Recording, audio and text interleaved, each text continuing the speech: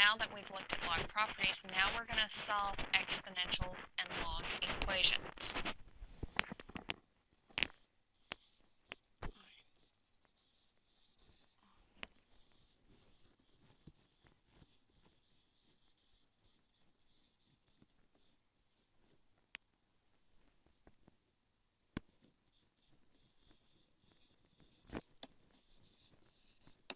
Equations.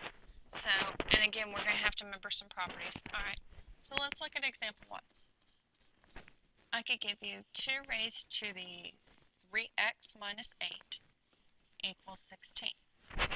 Well, there's a way to write 16 in terms of 2, right?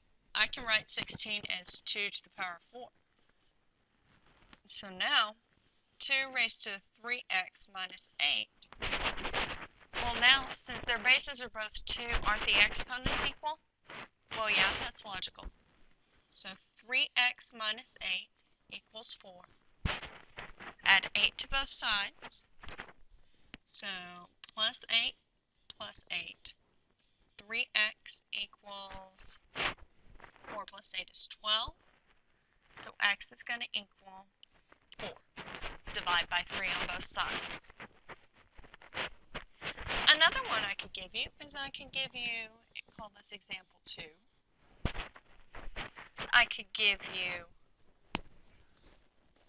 4 raised to the x equals 15. Ooh, how am I going to get that exponent down?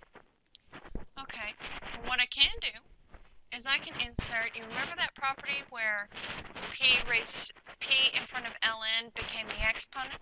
Well, all I have to do, ln or log, in this case ln's just log, so I'm just going to insert an ln right here. And then that brings my x out in front. So x times the ln of 4 equals 15. All I have to do now, well, if I insert ln on one side, I have to insert it on the other. So I'm going to have ln of 15 here. Okay, if I want to solve for x, just divide by ln of 4. So ln of 15 divided by ln of 4. At this point, just type it in the calculator and you should get 1.95.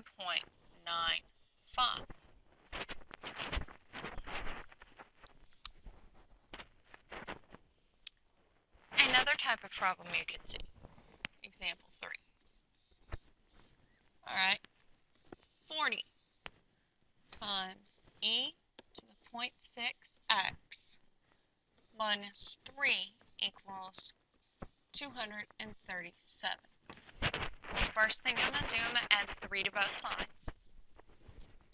Plus 3 plus 3 gives me 240 over here. And 40 e to the 0.6x. Now, I'm going to divide by 40 on both sides. Divide by 40, divide by 40. So I have e to the 0.6x equals 24 divided by 4 is 6. Zeros cancel. Now, if I want to get rid of that e, well, what will cancel out an e? An ln. So insert an ln here. Insert an ln here. My e's and my ln's cancel because if you remember, log base e is e. Or ln is just log base e. So those two cancel. Now I'm left with 0.6x equals ln of 6. Solve for x, just divide by 0.6.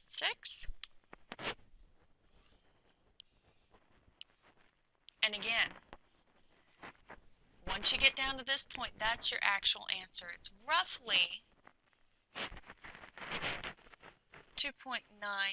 It actually goes to a third decimal place. Double check it on your calculator. Alright? This is probably the only time in here you will be able to use a calculator. One of the very few times. It's because you have to deal with exponentials and logs. Okay. Another example.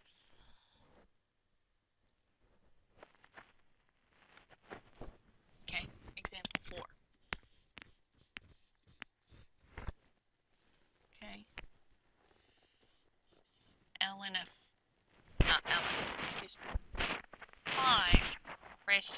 minus 2 equals 4 raised to the 2x plus 3. Well, if I want to bring my exponents down in this case, I need to insert an ln. So, insert an ln here, insert an ln right there. That'll bring my exponent down. So now I have x minus 2 in parentheses ln 5, and then 2x plus 3 ln 4. Distribute my ln 5 through. So x times the ln of 5 minus 2 times the ln of 5. The thing you have to remember, ln of 5 is just a number. It's just like 4, just like 8, just like 3. So now I have 2x times the ln of 4 plus 3 times the ln of 4. Now in this case, I want to get x's on one side, numbers on the other. So I'm going to subtract this side over my 2x ln of 4, and then I'm going to add over my 2 ln 5. So now I have x ln 5 minus 2x ln 4 equaling 3 ln 4 plus 2 ln 5.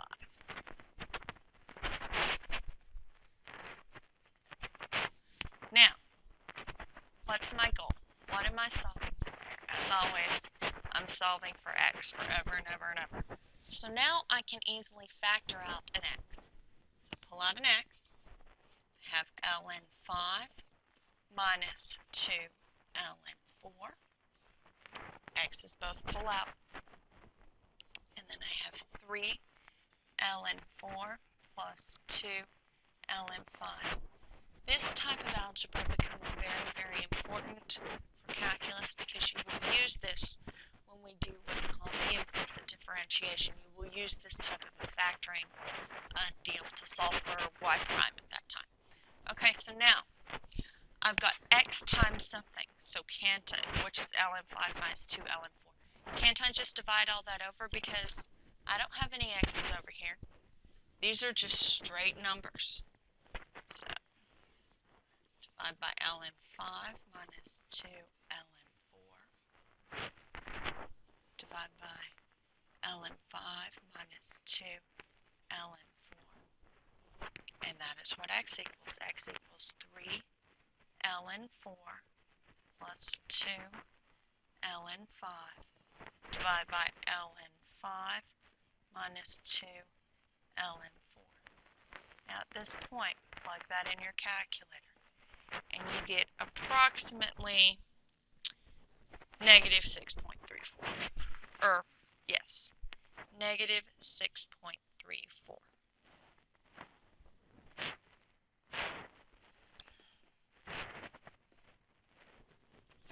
Okay, one more.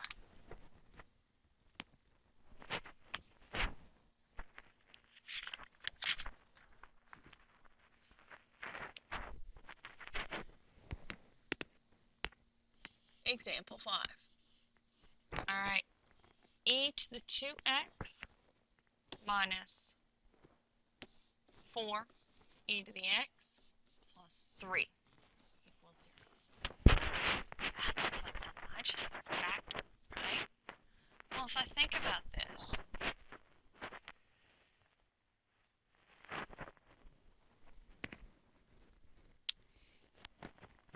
e to the x times e to the x, what happens with my exponents? Well, I have x plus x. My exponents are added, right? Bases are the same. It's multiplied, so I have e to the x plus x, which is just e to the 2x. So in factoring this, my beginning term is e to the x. Okay, so what are factors of positive 3 that add to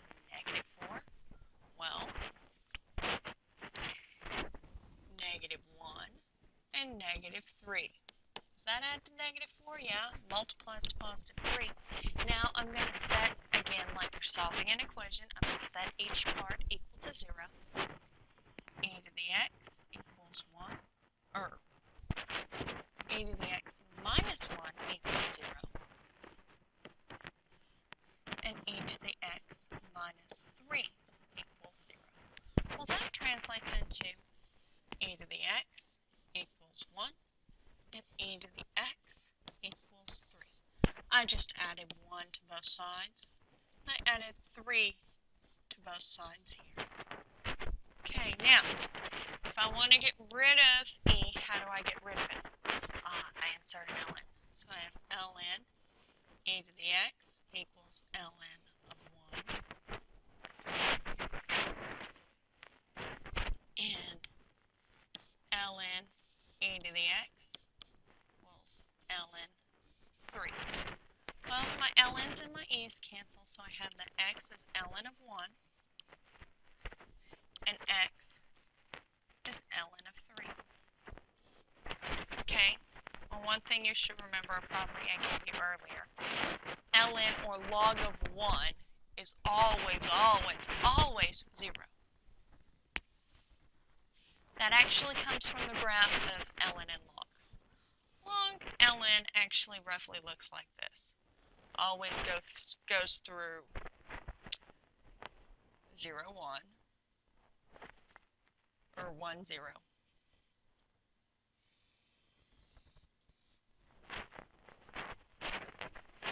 Okay, so when x is 1, y is always 0. Okay, and ln of 3, which if you actually check on your smartphone, which most of you have, type in ln of 3, tell me what decimal you get.